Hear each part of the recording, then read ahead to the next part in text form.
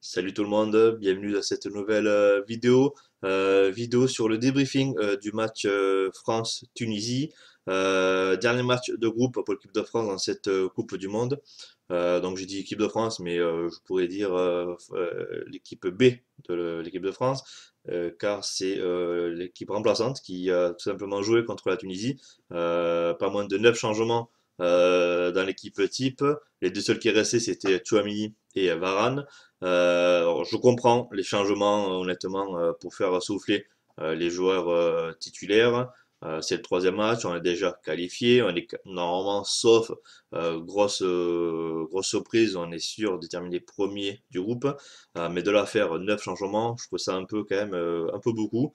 Honnêtement, je pensais qu'il en ferait 3 ou 4, mais là 9, ouais, c'est vraiment quand même l'équipe B qui a joué contre la Tunisie. Score final 1-0 pour la Tunisie et non un partout. Si vous avez regardé comme moi le match sur TF1 où TF1 avait rendu l'antenne alors que l'arbitre avait sifflé la fin du match et ce qui s'avère, c'est que l'arbitre, après avoir sifflé la fin du match, est revenu consulter la VAR et a annulé le but de Griezmann. Alors moi, je ne suis pas arbitre, mais il me semble déjà que, si je ne me trompe pas, que l'arbitre n'aurait pas le droit, après avoir sifflé le coup de sifflet final, de revenir pour consulter la VAR. Bon, alors, je ne sais pas, je ne connais pas vraiment les règles par cœur, mais il me semblait qu'il n'avait pas le droit, bref. Et secondo, alors, sur l'action, on peut voir effectivement donc Griezmann qui est hors jeu sur la passe du Français. Sauf que à un moment donné, c'est un défenseur tunisien qui remet la balle sur Griezmann, qui après effectue sa frappe croisée et marque. Donc est-ce que là pareil, c'est moi qui connais mal les règles ou qui je sais pas, mais honnêtement sur le coup je voyais pas de pourquoi le but devait être annulé. Donc voilà. Donc je sais que la Fédération française de football a fait une réclamation pour que le but soit validé et que le score du match revienne à un partout. Mais bon, en soi, ça ne change rien. Même dans ce cas-là, la Tunisie est quand même éliminée. Car oui, dans l'autre match, surprise, l'Australie a gagné le Danemark 1-0. Grosse surprise parce que je pensais honnêtement que c'était le Danemark qui gagnerait et qui serait passé tout simplement, serait qualifié. Donc grosse surprise, du coup l'Australie est éliminée.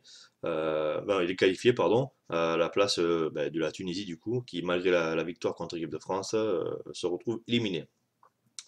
Donc, je vais revenir sur ce match. Donc, déjà, la composition, donc, comme je l'ai dit, 9 changements. Il est resté que Chouamini et Varane. Varane qui était sorti vers l'heure de jeu pour faire souffler. Ce qui est pareil, je comprends tout à fait, au de blessure. Donc, sur le match, en soi, honnêtement, j'étais à la base, j'étais pas trop intéressé par ce match entre guillemets parce que on était déjà qualifié. Je l'avais dit, je m'intéressais plus au match Pologne-Argentine parce que c'est le match qui allait fortement désigner notre prochain adversaire pour les huitièmes. Donc honnêtement, j'avais un œil sur le match et un œil sur, j'étais en train de jouer à un jeu vidéo, tout simplement. Mais même avoir en ayant juste un œil sur le match, c'était c'était dur, hein, honnêtement. C'était pas top, hein. Il a fallu quand même voir les rentrées. Je crois qu'en premier, il a fait rentrer Rabiot, Mbappé et tac tac tac et Saliba pour voir déjà la différence. Et rien que quand ces trois-là sont rentrés, bon déjà je parle surtout de Rabiot et Mbappé parce que Saliba en défense, euh, pas de souci, c'était nickel. Mais c'est au niveau de l'attaque, déjà, on a vu la différence. Les Tunisiens, ils reculaient. On sentait qu'il y avait un changement de notre côté. Donc, et ensuite, quand Dembélé et Griezmann sont rentrés par la suite, voilà, honnêtement, il y aurait eu encore quelques minutes de plus. Là, tu fais jouer une mi-temps de plus. Les Tunisiens, c'est fini. Pour moi, on remporte le match. C'était sûr et certain. Donc, d'un côté, ça me rassure de voir que lorsque une poignée de titulaires rentre en jeu, donc surtout, bah, on va dire le côté offensif quand même, on voit directement la différence. Donc c'était, honnêtement, c'est quand même le côté positif de ce match. Un autre côté positif, c'est dans cette composition, Konaté. Konaté en défense centrale avec Varane. Mais waouh, il a fait un match de dingue. C'est honnêtement, franchement, moi qui avais on va dire un a priori sur la défense au niveau central, là honnêtement, entre Varane, Konaté, Saliba, pour moi, il a fait une bonne rentrée à la place de Varane. C'est quand même solide dans cette charnière centrale. Pour moi, Konaté, Varane, Saliba, pourquoi pas Upamecano, mais pour moi, il est un peu en dessous. Sachant qu'il y a Kipembe qui est blessé, mais qui habituellement est titulaire. Ben, honnêtement, rien que après, si je parle juste de Konaté et Saliba, pour moi, pour l'avenir en charnière centrale, je pense plutôt pas mal. Honnêtement, je pense que là, Konaté Saliba, c'est plutôt pas mal. Sur les côtés, Kamavinga, bah, tu vois que Kamavinga, il est pas défenseur, hein, voilà. Il a beau avoir la vitesse, la technique. Voilà, la latéral gauche, ça ne se vante pas. Donc, apparemment, ça fait un bail qu'il n'est pas joué ce poste.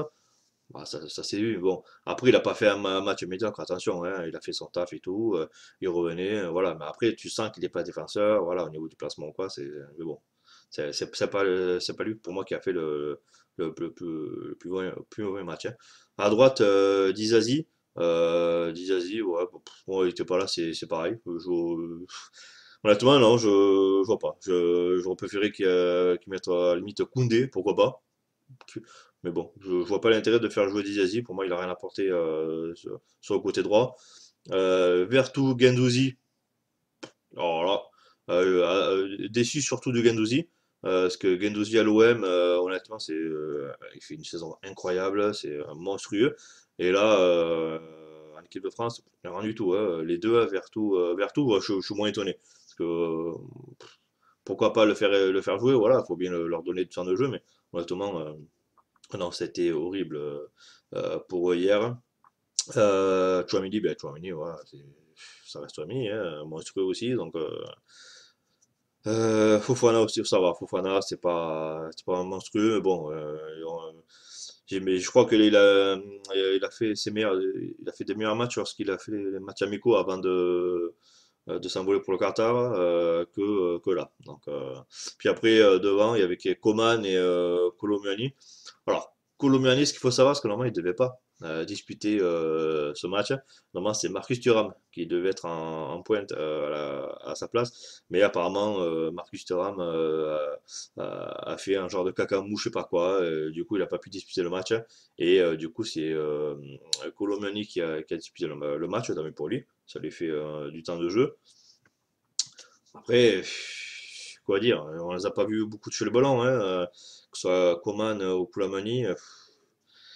Je crois que l'action qui me revient, c'est une frappe de Koulibaly, mais c'est après l'entrée de Mbappé et tout ça. Donc, je crois qu'ils ont fait une frappe en première mi-temps. Je ne dis pas de bêtises, équipe de France. Mais sinon, malheureusement, il n'y avait rien. Bah, après, le problème, c'est qu'au milieu, il n'y avait personne pour leur donner le ballon. Donc, c'est toujours le même problème. Donc, comment juger des secteurs offensifs quand t'as pas de ballon? C'est difficile. Mais bon, bah, je suis quand même un peu dégoûté pour Coman. Parce que Coman, sur son côté droit, là, pour moi, il a quasiment les mêmes qualités que Dembélé. Bon, Dembélé est un peu au-dessus pour moi. Mais il a quand même la technique, il a la vitesse et tout. Donc voilà, je suis quand même déçu pour Coman qu'il n'ait pas pu on va dire, mieux se montrer pour se mettre en valeur. C'est dommage.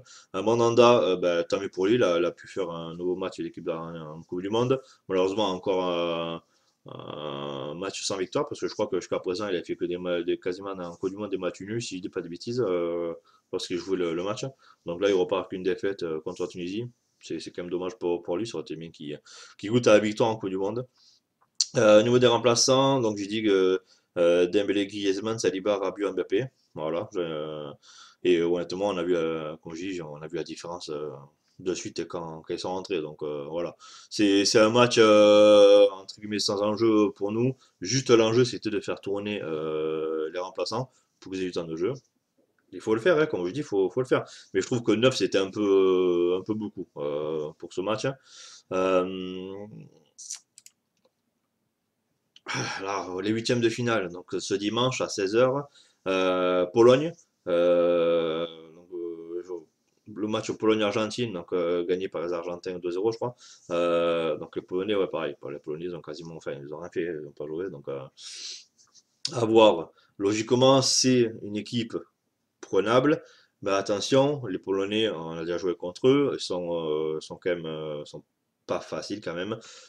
Faut pas oublier que dans leur rang, il y a quand même Lewandowski, l'attaquant de Barcelone, qui fait aussi un super bon début de saison. Il faut pas beaucoup de ballons pour en planter un. Donc il faut faire très attention. Là, la défense, il va falloir qu'elle soit encore plus vigilante que d'habitude. C'est qu'il y a, il y a Krychowiak au milieu de terrain, donc pareil, qui a joué, je crois, en France à Reims, Bordeaux, Paris, je crois, de mémoire, mais ça remonte à quelques années. Donc, il connaît bien la Ligue 1. Et aussi, un qui connaît la Ligue 1, donc c'est Glick, l'ancien monégasque, qui est passé quelques années ouais, à Monaco en Ligue 1. Donc, il connaît bien aussi la Ligue 1. Donc, attention. Mais c'est quand même aussi ça reste quand même un bon défenseur. Même si cette année, je crois qu'il joue en Italie. Alors, je sais pas si c'est un club un club dans les derniers du championnat italien du calcio ou en équipe division 2, je sais plus. Mais je crois que c'est une petite équipe de championnat italien qui joue. Et le gardien Chesney, donc l'ancien gardien national, donc qui est maintenant à la Juventus, qui malgré tout a fait un bel arrêt sur le penalty de Messi. Honnêtement, nickel. Et de mémoire, c'est pas le premier penalty, je crois qu'il arrête. Je me demande s'il a pas arrêté un autre penalty dans la Coupe de Monde. Donc voilà, faire attention, sachant que les huitièmes finales, ben, potentiellement il y a les pénaltys, donc faut, faut faire gaffe, on sait jamais. Moi, ce qui s'est changé, mais franchement, ça en parle pas. Tac, tac, tac, quoi dire de plus? Ben, attention à cette équipe de Pologne pour les huitièmes de finale. Équipe à notre portée, mais il va falloir faire attention. Parce que si on fait, forcément, il ne faut pas mettre la même équipe contre la Tunisie. Il faut bien mettre les tutélaires. J'espère qu'ils seront bien reposés, qu'ils seront en forme pour se qualifier pour les quarts de finale. Quart de finale qui potentiellement peut se jouer quand je dis pas de bêtises, contre l'Angleterre, je crois que c'est Angleterre ou Sénégal, je sais plus, je crois que c'est le match de l'autre côté, je crois que c'est Angleterre-Sénégal, pas dire de bêtises.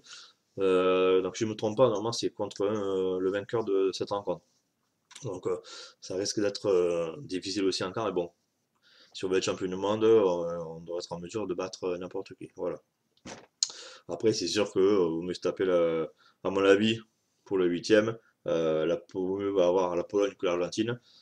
Parce que l'Argentine, je pense, ça aurait été difficile. Hier, contre l'équipe B, on tombait sur l'Argentine, on se faisait mais laminer, mais c'est même pas la peine. C'est-à-dire que contre la Tunisie, c'était dur en défense et tout, mais là, c'est même pas la peine. L'Argentine, on se fait démolir. Donc on verra. Donc voilà. Donc match pas trop passionnant de l'équipe B de l'équipe de France contre la Tunisie. Euh, Bon, honnêtement, si le but de Griezmann est validé, honnêtement, ça ne sert plus à rien. S'il faut le faire sur le moment où c'est chaud, ça passe pas 2 jours après, sachant que, comme je vous dis, ça change rien du tout. La France reste première, la Tunisie, même si c'est que ce soit match nul ou qui gagne, ils sont quand même éliminés. Donc voilà, pour moi, ça change rien. Il faut se concentrer sur le match de dimanche en huitième contre la Pologne et on verra bien. Donc voilà pour ce match contre la Tunisie. Euh, N'hésitez pas à me dire ce que vous pensez, ce que vous avez pensé de ce troisième match de nos Bleus. Et sur ce, je vous dis à très vite après le huitième de finale contre la Pologne, en espérant parler d'une qualification de notre équipe pour les quarts de finale. Merci à vous d'avoir suivi cette vidéo. Je vous dis à très bientôt. Salut, ciao ciao.